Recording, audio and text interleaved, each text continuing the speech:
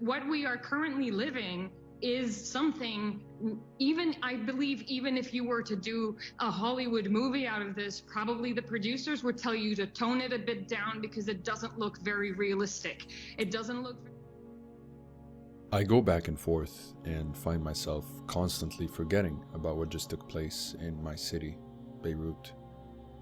I could give you a political view on things, but I'm sure there are plenty of political takes on the matter all over international news. Long-standing government corruption, division, so on and so forth. But I want this one to be a little bit more personal. I want to give you the perspective of what it's like to be in these streets. Streets I often visited and enjoyed being in.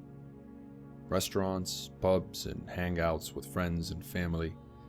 These are streets I spent a lot of time in, driving around town or going for a bite with some friends. It's still hard to process what happened. It angers me as much as it saddens me to see what happened to my people and the affected areas. Areas I am intimately, painfully familiar with. On that day, I felt the shockwave, shaking the ground and buildings as well as everything around us for a few seconds. I stepped outside to see that cloud of smoke, mesmerized by its color and power, confused whether to call my loved ones first to check up on them, or look it up to check if we're suddenly at war now.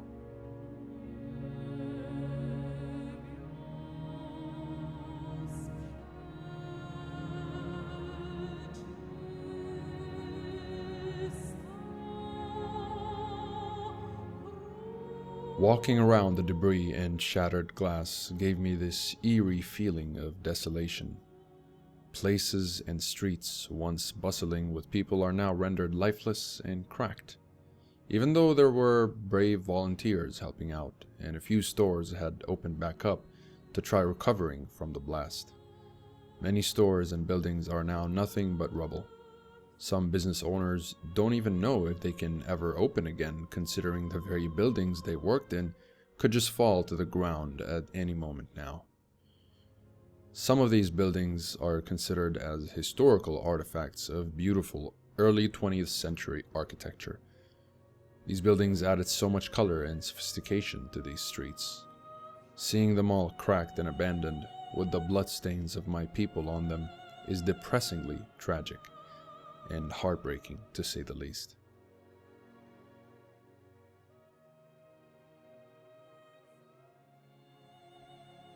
This is a 24/7 grocery shop that my friends and I always went to for food and drinks when everything else was closed.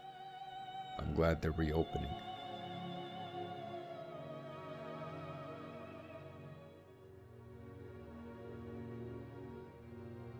There's a pub on the roof of this building where I once asked a girl out. Now it's no more. I haven't been to that rooftop to check on it, but it has a direct view of the port, so I'm sure the damage it sustained must have been severe. It definitely won't be opening again anytime soon, assuming that that building is still in a safe condition to be used again in the first place.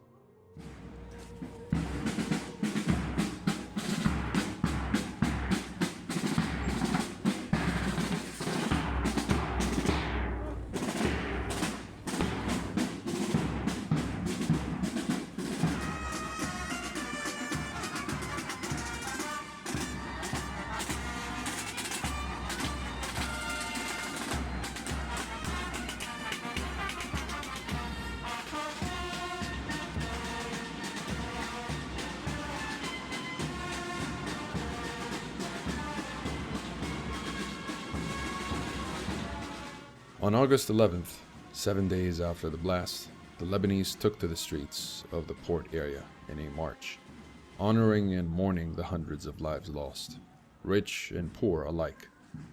All have been devastated by the blast.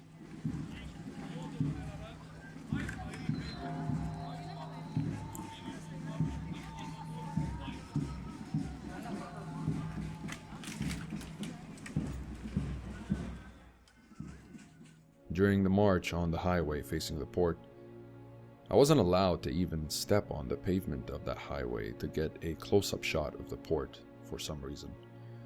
The army kept everyone as far away as possible from even the railing of that street, even though we were allowed to film if we just took a few steps back. After the moment of silence in honor of the fallen, the march moved back to Martyrs Square with candles in hand in memory of our lost brothers and sisters.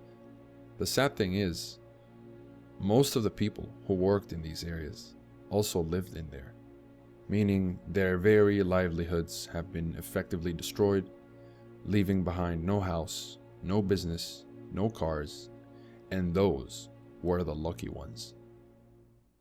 كنت تتجوز بعد 6 أشهر واليوم هي محملة بنعش أبيض.